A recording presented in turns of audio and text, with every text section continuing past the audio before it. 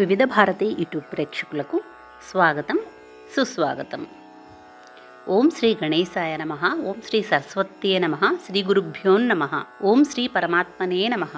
వసుదేవసుతం దేవం కంసచాణూరమర్దనం దేవకీ పరమానందం కృష్ణం వందే జగద్గురుం. ఓం శ్రీకృష్ణ పరబ్రహ్మణే నమః. శ్రీమద్భగవద్గీత అథ ప్రథమోధ్యాయః అర్జున విషాదయోగః. ఇంతకుముందు భాగంలోని శ్లోకాలను ఒక్కసారి చదువుకుందాం. నిహత్య ధార్తరాష్ట్రాన్నః కా ప్రీతిస్యా జనార్దన పాపమేవాశ్రయేదస్మాన్ హత్వైతా నా తతాయినః తస్మాన్నార్హా వయం హంతుం ధార్తరాష్ట్రాన్ స్వబాంధవాన్ స్వజనం హి కథం హత్వా సుఖినః శ్యామ మాధవ. ఈరోజు మనము 4 శ్లోకాలను నేర్చుకుందాం. నాకు వీలు కాక నిన్న శ్లోకాలు పెట్టడం కుదరలేదు. రేపటి నుండి రోజుకు 2 మాత్రమే నేర్చుకుందాం. 38వ శ్లోకం నేర్చుకుందాం. నపశ్యంతి లోభోపహతచేతసః కులక్షయకృతం దోషం మిత్రద్రోహే చ పాతకం యద్యప్యేతే న పశ్యంతి లోభోపహతచేతసః కులక్షయకృతం దోషం మిత్రద్రోహే చ పాతకం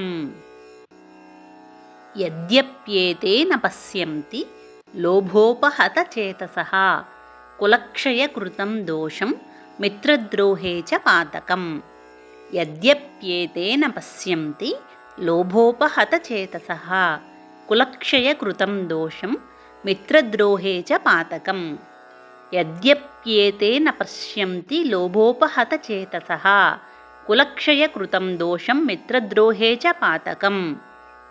మనము 38వ శ్లోకం యొక్క తాత్పర్యాన్ని తెలుసుకుందాం. లోభం చేత తెలివి తప్పిన వీళ్ళు కులక్షయం వల్ల కలిగే దోషాన్ని, మిత్రద్రోహం వల్ల కలిగే పాపాన్ని చూడలేకపోవచున్నారు అని ఈ శ్లోకం యొక్క తాత్పర్యము. తరువాత శ్లోకం నేర్చుకుందాం. కథం నగ్నేయ మస్మాభిః పాపాదస్మాన్ని వర్తితుం కులక్షయకృతం దోషం ప్రపశ్యద్భి జనార్దన కథం నగ్నేయమస్మాభిః పాపాదస్మాన్ని వర్తితుం కులక్షయకృతం దోషం ప్రపశ్యద్భిర్జనార్దన. మొత్తం శ్లోకాన్ని కలిపి చదువుకుందాం. కథం నగ్నేయమస్మాభిః పాపాదస్మాన్ని వర్తితుం కులక్షయకృతం దోషం ప్రపశ్యద్భిర్జనార్దన. కథం నగ్నేయమస్మాభిః పాపాదస్మాన్ని వర్తితుం కులక్షయకృతం దోషం ప్రపశ్యద్భిర్జనార్దన. కథం నగ్నేయమస్మాభిః పాపాదస్మాన్ని వర్తితుం కులక్షయకృతం దోషం ప్రపశ్యద్భిర్జనార్దన. మనం ఇప్పుడు 39వ శ్లోకం యొక్క తాత్పర్యాన్ని తెలుసుకుందాం. ఓ జనార్దన, కులనాశనం వల్ల కలిగే నష్టములు తెలిసిన మనము కులనాశనం వల్ల కలిగే పాపములకు దూరముగా ఉండటానికి ఏమీ ఆలోచించకూడదు అని ఈ శ్లోకము యొక్క తాత్పర్యము. మనం ఇప్పుడు 40వ శ్లోకాన్ని నేర్చుకుందాం. కులక్షయే ప్రణశ్యంతి కులధర్మా సనాతనాః ధర్మే నష్టే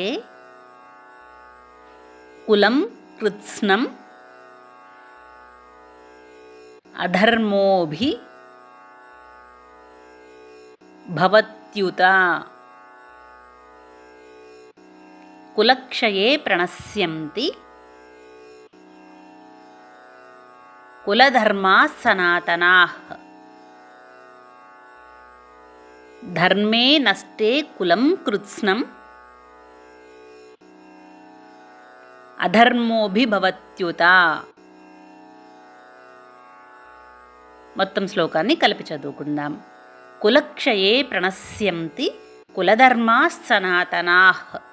ధర్మే నష్టే కులం కృత్స్నం అధర్మోభిభవత్యుత. కులక్షయే ప్రణశ్యంతి కులధర్మాः సనాతనాः. ధర్మే నష్టే కులం కృత్స్నం అధర్మోభిభవత్యుత. కులక్షయే ప్రణశ్యంతి కులధర్మాः సనాతనాः. ధర్మే నష్టే కులం కృత్స్నం అధర్మోభిభవత్యుత. మనము 40వ శ్లోకం యొక్క తాత్పర్యాన్ని తెలుసుకుందాం. కులక్షయం వల్ల సనాతనమైన కులధర్మాలు నశిస్తాయి. ధర్మం నశించినప్పుడు కులమంతా అధర్మం వైపు తిరుగుతుంది అని ఈ శ్లోకం యొక్క తాత్పర్యము. మనం ఇప్పుడు 41వ శ్లోకాన్ని నేర్చుకుందాం. అధర్మ బిభవాత్ కృష్ణ ప్రదుష్యంతి కులస్త్రీయః స్త్రీషు దుష్టాసు వార్ష్ణేయ జాయతే వర్ణసంకరః. అధర్మాభిభవాత్ కృష్ణ ప్రదుష్యంతి కులస్త్రీయః స్త్రీషు దుష్టాసు వార్ష్ణేయ జాయతే వర్ణసంకరః. మొత్తం శ్లోకాన్ని కలిపి చదువుకుందాం. అధర్మాభిభవాత్ కృష్ణ ప్రదుష్యంతి కులస్త్రీయః స్త్రీషు దుష్టాసు వార్ష్ణేయ జాయతే వర్ణసంకరః. అధర్మాభిభవాత్ కృష్ణ ప్రదుష్యంతి కులస్త్రీయః స్త్రీషు దుష్టాసు వార్ష్ణేయ జాయతే వర్ణసంకరః. మనము 41వ శ్లోకం యొక్క తాత్పర్యాన్ని తెలుసుకుందాం ఇప్పుడు. కృష్ణ, అధర్మం వ్యాపించడంతో కులస్త్రీలు చెడిపోతారు. ఓ వార్ష్ణేయ, కులస్త్రీలు చెడితే వర్ణసంకరం ఏర్పడుతుంది అని ఈ శ్లోకము యొక్క తాత్పర్యము. తరువాయి భాగంలో మరో 2 శ్లోకాలను నేర్చుకుందాం. సర్వే జనా సుఖినో భవంతు, లోకా సమస్తా సుఖినో భవంతు. ఓం శాంతి శాంతి శాంతి.